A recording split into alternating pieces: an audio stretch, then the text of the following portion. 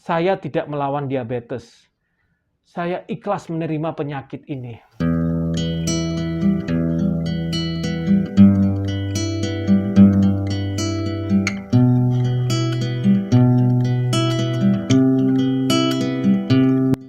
Assalamualaikum kakak-kakakku yang berbahagia. Gimana hari ini? Udah pada mandi belum? Aduh, pasti udah ya. Soalnya udah kelihatan ganteng-ganteng dan cantik-cantik nih. Oke. Ini tahun 2025, Kak. Berarti sudah 3 tahun saya mengidap diabetes. Dan sekarang diabetes menurutku ya tidak menakutkan lagi. Diabetes sudah tidak menghantui diriku lagi. Jadi, konten yang kemarin saya mengidap diabetes, saya ubah menjadi gaya hidup bersama diabetes. Serius Kak, dahulu aku pikir aku itu akan segera mati. Tapi ternyata tidak. Semakin kesini, aku itu semakin sehat. Ototku semakin berkembang. Semakin besar Kak. Wajahku makin berseri-seri.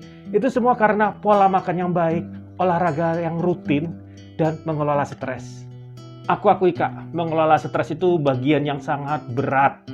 Jika stres itu naik, maka berefek dari pola makan yang berantakan dan olahraga jadi kacau juga. Malah ujung-ujungnya bisa bikin imun menurun karena kondisi tubuh, kondisi psikis sedang tidak sehat. Semua itu karena psikologis jadi berantakan. Jadi happy hormon di dalam tubuh tidak bekerja dengan baik. Kakak sudah pernah dengar tentang happy hormon? Happy hormon itu sudah pernah saya bahas Kak. Jadi kakak tinggal klik link di atas ini. Hampir tiap malam aku merenung Kak. Aku merenung seperti ini. Kok aku masih hidup ya? Kok aku bisa ya tiba-tiba rajin olahraga? Kok aku bisa ya mengatur pola makan? Kok ya penyakit mah yang biasanya nongol tiba-tiba nggak nongol lagi. Kok aku sekarang kuat ya jalan kaki 1 jam, padahal dahulu itu aku tuh mageran Kak. Satu pertanyaan terbesar, kok aku bisa ya kemarin aku sama sekali tidak mau menyerah, padahal bisa saja aku menyerah kapan saja. Satu jawabannya aku dapatkan dari semua pertanyaan itu adalah semua karena kehendak Allah. Itu saja Kak, bukan karena aku hebat, tapi karena kehendak Allah. Semua karena izinnya. Alhamdulillah, Masya Allah, Tabarakallah. Pertanyaan itu bahkan semakin banyak lagi. Misalnya seperti ini.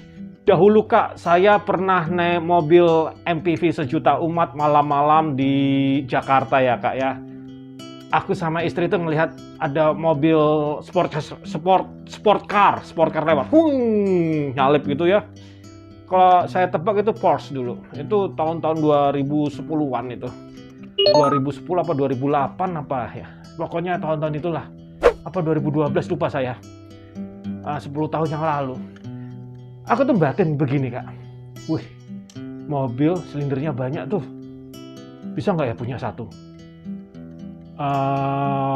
Waktu itu kan hype-hypenya Tony Stark, Iron Man. Impianku itu punya Audi R8. Tapi ternyata seiring berjalannya waktu, aku dikasih mobil Mercedes-Benz W124 6 silinder 3200 cc. Mobil tua ya. Tapi performanya masih bagus. Dan aku bisa menikmatinya di jalan tol Cipali. Becek habis. Semarang, Jakarta hanya dalam waktu 5 jam. 5 atau 6 jam. Waktu itu tol keadaannya sepi sama sekali. Aku jadi berpikir, ini doa yang terjawab. Ini keinginan dulu, bukan doa ya. Tapi keinginan. Ya. Keinginan saya yang terjawab. Seperti itu. Catatan Kak, waktu aku mengemudi W124 tersebut, speednya aku batasin 100 km per jam saja. Karena apa? Karena saya bawa keluarga saya. Jadi keselamatan keluarga saya itu adalah tanggung jawab saya. Makanya saya batasi 100 km per jam saja kecepatannya. Aku menatap sekitarku Kak. Aku jadi bertanya-tanya. apakah law of attraction itu ada? Jadi aku berpikir, Kak, hidup itu lucu juga ya. Ada keinginan yang sebetulnya nggak kita inginkan ya, bukan sesuatu yang sangat kita harap, ya sangat menggebu-gebu kita inginkan ya. Kalau aku pribadi sih ingin cuman anak lancar sekolah, utility terbayar dengan setiap bulannya, dapur ngebul, itu aja. Itu doaku sama Tuhan itu, Kak. Yang saya berharap seperti itu. Tapi ternyata ada keinginan-keinginan yang dulu selintas tiba-tiba didapatkan. Nah, dari semua kejadian-kejadian tersebut, aku jadi punya keyakinan, Kak. Law of attraction itu emang ada. Konsep yang berlaku, Kak, bahwa law of attraction itu tentang keinginan kita, itu saya tidak meyakininya. Tapi law of attraction itu berbicara tentang kebutuhan kita yang terpenuhi. Misalnya gini, Kak. Kakak pengen punya mobil Alphard, tapi kondisi ekonomi kakak tidak memungkinkan, bahkan mustahil punya Alphard. Ya, law of attraction tidak akan terjadi. Tapi kalau prosesnya seperti ini. Kakak naik motor bersama 3 orang anak kakak yang masih kecil-kecil, dan istri kakak gonceng di belakang. Jadi gonceng 4 sampai gonceng 5 gitu. Tentu saja ya, sebagai laki-laki kepala rumah tangga berpikir seperti ini. Aduh, ya Allah, semoga saya bisa beli mobil supaya anak dan istri saya bisa nyaman di dalamnya. Itu bisa kemungkinan terjadi jika kakak bersungguh-sungguh. Jika kakak memiliki hati yang ikhlas, maka alam semesta akan bekerja untuk membawa mobil itu kepada kakak. Kakak akan dipertemukan dengan pekerjaan yang bagus. Kakak akan bertemu dengan orang-orang yang mendukung kakak. Dan akhirnya kakak memiliki mobil. Meskipun kondisi mobil bekas juga nggak apa-apa. Itu hanya permulaan. Yang terpenting kakak memiliki hati yang ikhlas. Aku berbicara tentang hati yang ikhlas. Itu kunci law of attraction. Allah akan memberi banyak kenikmatan ketika kita bersyukur. Bahkan menambahkan kenikmatan tersebut, tapi akan memberi azab ketika kita kufur. Kuncinya di situ. Ikhlas itu kata kerja, bukan kata sifat.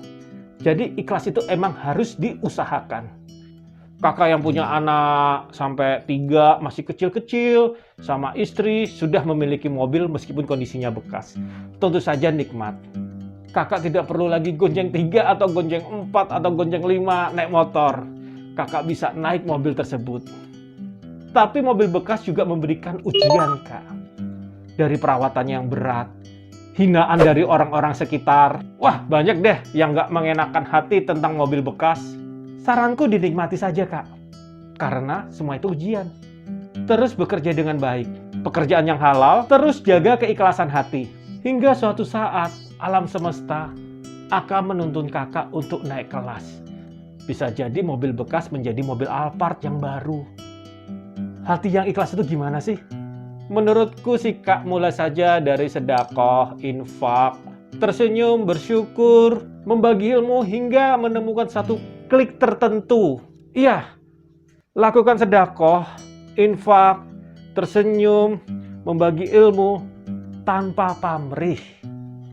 Sedekah itu perintah Allah, Kak. Sedekah nggak boleh pamrih karena itu perintah. Lakukan terus sampai dapat kliknya. Lakukan terus sampai dapat rasa ikhlasnya. Di sana, law of attraction akan bekerja. I don't fight diabetes. I am deal with it. Saya tidak melawan diabetes. Saya ikhlas menerima penyakit ini. Akhirnya alam semesta mempertemukan dengan orang-orang yang survive dengan diabetes yang umurnya sudah lanjut usia. Berada di angka 60-an sampai 70-an tahun. Aku banyak belajar dari beliau-beliau ini. Alam semesta membuka pikiranku, membuka hatiku untuk mendengar cerita-cerita mereka. Aku nggak pernah membantah beliau-beliau ini. Aku nggak menyela ketika mereka bercerita. Yang aku lakukan adalah mendengarkannya. Diabetes emang nggak enak, Kak. Kaki kesemutan, bengong kayak zombie. Tapi ada kekuatan yang mendorong saya untuk dapat menganalisis cerita-cerita mereka. Dan ada kekuatan juga yang mendorong saya untuk bertindak untuk kesehatanku sendiri. Aku nggak ngeyelan, aku nggak berharap belas kasihan dari orang-orang. Bahkan aku nggak sampai terpuruk. Dan sekarang aku sehat. Oke kak, terima kasih telah menonton videoku. Jangan lupa like, subscribe, dan komen ya kak ya. Dan apapun yang terjadi pada kakak hari ini, senang, sedih, sehat, ataupun sakit, tetap satu hal. Jangan lupa untuk berbahagia. Wassalamualaikum warahmatullahi wabarakatuh.